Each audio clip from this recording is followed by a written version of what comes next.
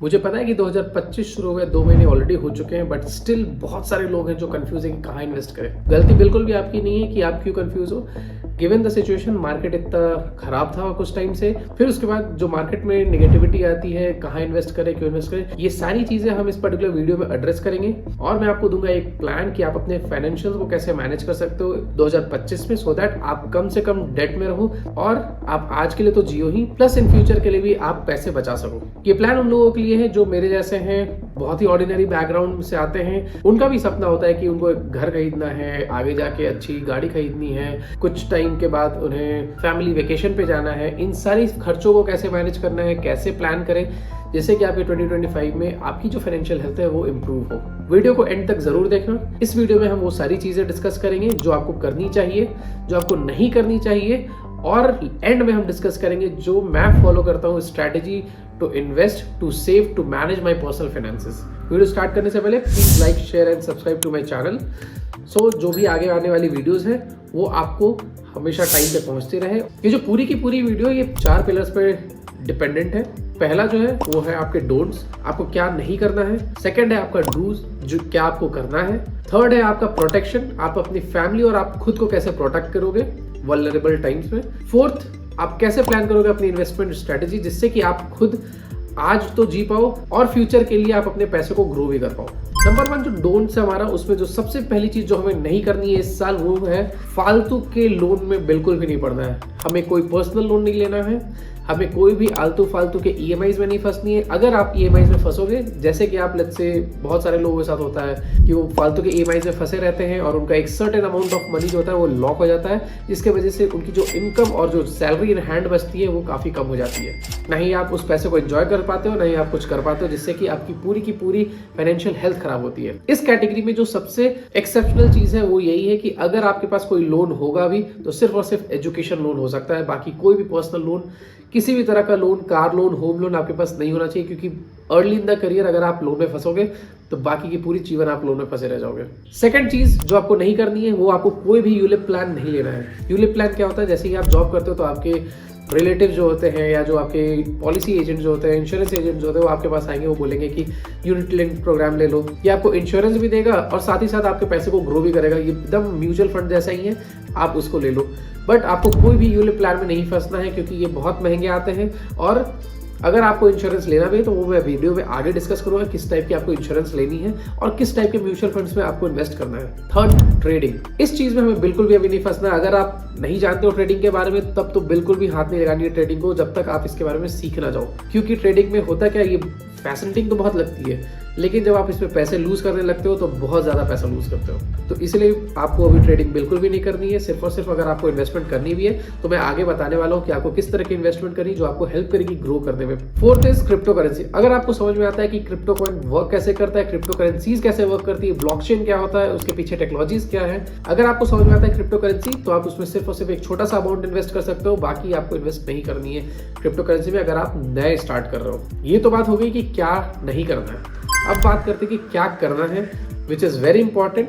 पहला जो चीज आपको करनी है, what to do is invest in yourself. I am telling you, अगर आप अभी जॉब स्टार्ट किए हो और आपकी सैलरी कम है तो प्लीज प्लीज प्लीज आप खुद में पहले इन्वेस्ट करो। क्योंकि अगर आप लेट्स से 500 रुपए या 1000 रुपए से इन्वेस्टिंग अभी से शुरू कर देते हो तो उससे कोई फायदा नहीं होता है। इंस्टेड आप खुद पे वर्क करो, आप खुद में इन्वेस्ट करो, वो सारी कोर्सेज खरीदो जिससे आप सोचते हो कि आप अपस्किल करके अच्छी जॉब ले सकते हो और अपनी सैलरी को बढ़ा सकते हो। एक बार आपकी सैलरी बढ़ गई तो उसके बाद आपके पास पूरा लाइफ बचा हुआ है। 20 साल भी आप अगर इन्वेस्ट करते हो तो बहुत बहुत अच्छा पैसा आप बना सकते हो, गिवन द फैक्ट आप अच्छा अमाउंट इन्वेस्ट कर रहे हो। जो नेक्स्ट चीज आपको करनी है वो करनी है बजटिंग। आप कितना भी पैसा कमा रहे हो, कहाँ वो पैसा कहाँ जा रहा है, कहाँ खर्च हो रहा है, वो सब चीज का आप ट्रैक करो। अगर आप ट्रैक नहीं करोगे तो फिर आपके कितने खर्चे हो रहे हैं, कहाँ पैसा सेव कर रहे हो, कुछ भी आपको पता नहीं चलेगा। आप जितना भी पैसा कमाओगे आप कुछ भी नहीं बचा पाओगे अगर बजटिंग नहीं कर रहे हो तो। बजटिंग करने का जो सिंपल सा रूल है वो है 50-30-20 रूल। 50-30-20 रूल का सिंपल सा मतलब ये है कि 50% जो आपका पैसा है वो आपका जाना चाहिए बेसिक नीड्स में। जो चीज भी आपको बेसिक नेसेसिटी लगती है, जैसे आपका रेंट हो गया, आप कुक को पैसा देते हो, आप यूटिलिटी बिल कर देते हो, आप कम्यूट करने के लिए कैब यूज करते हो, वो सारी की सारी आपकी बेसिक नेसेसिटी है। जो रेस्ट 30% है उसमें आप अपनी शौक पूरा कर सकते हो, आप पार्टी करने जा सकते हो, आप घूमने जाओ, आप नए कपड़े खरीदो, आप नया घड़ी खरीदो, जो आपको करना है उस 30% में ही करना है। जो लास्ट 20% बचता है वो उस पूरी के पूरे पैसे को आपको सेव करना है, इन्वेस्ट करना है, जिससे कि आप अभी नहीं अपने फ्यूचर के लिए आप वो पैसे बचा रहे हो। क्योंकि मैं ये मानता हूँ कि अगर आप पैसे कमा रहे हो तो आपको इसी लाइफ में जीना भी है, इसी लाइफ में बचाना भी है और इसी लाइफ में फ्यूचर के लिए सेव भी करना है। तो ऐसा नहीं है सेविंग्स का मतलब ये होता है कि आप पूरे के पूरे पैसे सेविंग में डाल दो और आज आप एंजॉय ना करो।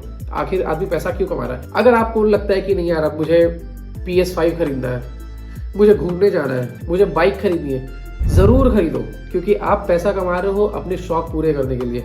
तो वो जो पैसा जो आप कमा रहे हो 30% में ही यूटिलाइज होना चाहिए। हो सकता है कि आपके पास पहले महीने में वो पूरा पैसा ना हो सकता है आपको 3 महीने का सेव करना पड़े, उसके बाद आप वो चीज़ खरीद पाओ। तो ये जरूर आप ध्यान रखना कि वो 30% में ही आप एलोकेट करना। और बजटिंग पे मैंने पूरी की पूरी एक डिटेल्ड वीडियो बनाई है कि आप बजट कैसे करते हो, सेव कैसे करते हो। वो लिंक मैं आई बटन में डाल दूंगा, आप जरूर जाके चेक करना, बहुत ही डिटेल वीडियो बनाई है। जो थर्ड इंपॉर्टेंट चीज आपको करना है before starting investment is protect your self and your family first. तो प्रोटेक्शन पे हमें क्या करना है, हमें सबसे पहले जो करनी है वो है इमरजेंसी फंड को बिल्ड करना है। अगर आप अभी करियर स्टार्ट कर रहे हो या फिर आप ऑलरेडी जॉब कर चुके हो तो आपको अभी तक रियलाइज हो गया होगा कि इमरजेंसी फंड कितना इंपॉर्टेंस रखता है। जैसे ही आप सुनते हो ले ऑफ की बातें कि किसी कंपनी ने इतने लोगों को फायर कर दिया, ले ऑफ कर दिया, तो वो जो डर है या वो जो सिक्योरिटी इनसिक्योरिटी है उसको खत्म करेगा ये इमरजेंसी फंड। आइडियली जो आपके पास इमरजेंसी फंड होना चाहिए वो 6 महीने का आपका एक्सपेंस होना चाहिए, बट मेरा जो मानना है वो 6 महीने का एक्सपेंस नहीं, वो 6 महीने की पूरी सैलरी आपके पास सेविंग्स अकाउंट में या फिर आपके FD में जमा होना चाहिए। इस पैसे से हमें कोई भी इंटरेस्ट नहीं कमाना है, इस पैसे को हमें कहीं भी इन्वेस्ट नहीं करना है, इस पैसे को हमें प्रोटेक्ट करना है। सेकंड जो आपका आता है वो आता है हेल्थ इंश्योरेंस। आई नो कि अगर आप कॉर्पोरेट जॉब करोगे तो आपके पास खुद ही एक हेल्थ इंश्योरेंस होगा जो कंपनी आपको दी होगी, but I will highly recommend कि आप एक अपना खुद का हेल्थ इंश्योरेंस जरूर लो, जो कि 5 लाख से लेके 10 लाख के बीच का एटलीस्ट होना ही होना चाहिए। इन फ्यूचर हम इनको देखेंगे कि कैसे बढ़ाना है, और हेल्थ इंश्योरेंस पे भी मैंने बहुत ही डिटेल में वीडियो बना रखी है। अगर आपको देखना हो तो आप आई बटन पे क्लिक कर सकते हो और मैं डिस्क्रिप्शन में भी डाल दूंगा, आप जाके जरूर चेक करना और आप उस वीडियो से सीख सकते हो कि आप हेल्थ इंश्योरेंस कैसे खरीद सकते हो। थर्ड जो मोस्ट इंपॉर्टेंट थिंग आता है वो आता है टर्म इंश्योरेंस। लाइफ इतना वल्नरेबल है कि कब किसको क्या हो जाए कुछ नहीं पता। इससे अच्छा है कि आप पहले खुद को सिक्योर करो सो दैट आपकी फैमिली भी यहाँ सिक्योर हो जाएगी।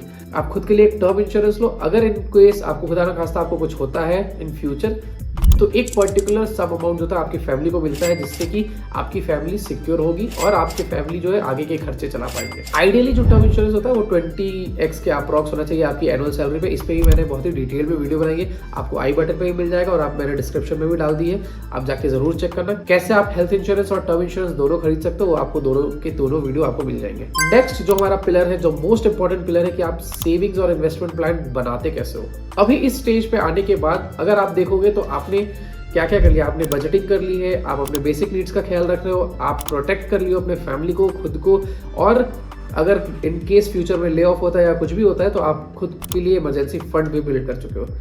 जो नेक्स्ट थर्ड स्टेप आता है जो कि बहुत ही लॉजिकल स्टेप है कि अब हम सेव करेंगे और अब हम कैसे अपने पैसे को ग्रो करें। तो इसका जो है सबसे गोल्डन रूल ये है, अगर आपको कुछ भी दिमाग नहीं आया, जस्ट टू स्टार्ट विथ, इसमें आप आगे जाके एनहेंसमेंट कर सकते हो। बट इसमें गोल्डन रूल है ये कि 100 से आप अपनी एज को माइनस करोगे तो जो भी आपको वैल्यू मिलता है उतना परसेंटेज आपको इक्विटी में एलोकेट करना है। इक्विटी मतलब कि आपको स्टॉक मार्केट में, किसी म्यूचुअल फंड में या किसी भी पर्टिकुलर स्टॉक्स में आपको इन्वेस्ट करना है। बाकी जो रेस्ट 30% होगा वो आप सेफ एसेट में एलोकेट करोगे। फॉर एग्जाम्पल मेरी एज 30 ईयर्स है, तो 100 - 30 जब मैं करूंगा तो मुझे जो वैल्यू मिलेगी वो मिलेगी 70। तो मैं अपना 70% ऑफ द मनी जो है वो इक्विटी में एलोकेट करूंगा। बाकी जो रेस्ट 30% है उसमें मैं EPF करूंगा, PF करूंगा, NPS करूंगा, मैं अपने FD करूंगा, RD करूंगा, कुछ भी कर सकता हूँ जो कि सेफ इन्वेस्टमेंट है मेरे लिए। जो मैं 70% इक्विटी में डालूंगा उसका मैं ब्रेकअप समझ लेता हूँ, कैसे मैं कहाँ चीजें मैं डाल रहा हूँ। अभी जो 50% ऑफ द अमाउंट है मैं इंडेक्स फंड में डालता हूँ, जो कि मुझे अप्रॉक्स 12% के अप्रॉक्स मुझे रिटर्न देगा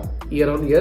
देन जो 30% अमाउंट है वो मैं डालूंगा अपनी फ्लेक्सी कैप में, जहाँ पे मैं अपने म्यूचुअल फंड को ये लेवरेज देता हूँ कि वो किसी भी फंड में जाके एलोकेट कर सकता है कितने भी percentage of amount, so that वो मुझे अच्छे रिटर्न्स ला के दे। जो 20% है वो मैं डालता हूँ स्मॉल कैप में, जहाँ पे मैं थोड़ा ज्यादा रिस्क लेता हूँ और मैं चाहता हूँ कि मेरा जो मनी है वो थोड़ा जल्दी ग्रो हो। अगर आपको लगता है कि आपको स्टॉक एनालिसिस आती है, आप स्टॉक समझते हो बहुत अच्छे से, तो आप डायरेक्ट स्टॉक में भी इन्वेस्ट कर सकते हो कुछ अमाउंट। तो आई वुड हाईली रेकमेंड, अगर आपको स्टॉक समझ में आता है, स्टॉक पिकिंग आती है, स्टॉक एनालिसिस आती है, तो ही आप डायरेक्ट स्टॉक्स खरीदो। अदरवाइज म्यूचुअल फंड में इन्वेस्ट करना सबसे बेस्ट ऑप्शन है। सेकंड, हम बिल्ड करेंगे रिटायरमेंट फंड। करेक्ट, आपको लगता है कि रिटायरमेंट फंड अभी से मैं क्यों बिल्ड करूं, राइट? जितना आप सोचते हो उससे कई गुना ज्यादा जल्दी आप बूढ़े होगे और रिटायर करोगे, क्योंकि ये जो चीज है ये इनएविटेबल है। सबको एक दिन बूढ़ा होना है, सबको एक दिन रिटायर होना है। तो रिटायरमेंट फंड अभी से बिल्ड करना शुरू करो, जिससे कि बाद में आपके पास लोड ना हो। रिटायरमेंट फंड के लिए हम एलोकेट करेंगे 10% ऑफ द अमाउंट, जहां पे मैं एनपीएस और ईपीएफ में एलोकेट करूंगा। अगर आप कॉर्पोरेट में जॉब करोगे तो ईपीएफ का जो अमाउंट है ऑटोमेटिकली आपके सैलरी से ही डिडक्ट हो जाता होगा, जो कि बेस्ट थिंग है।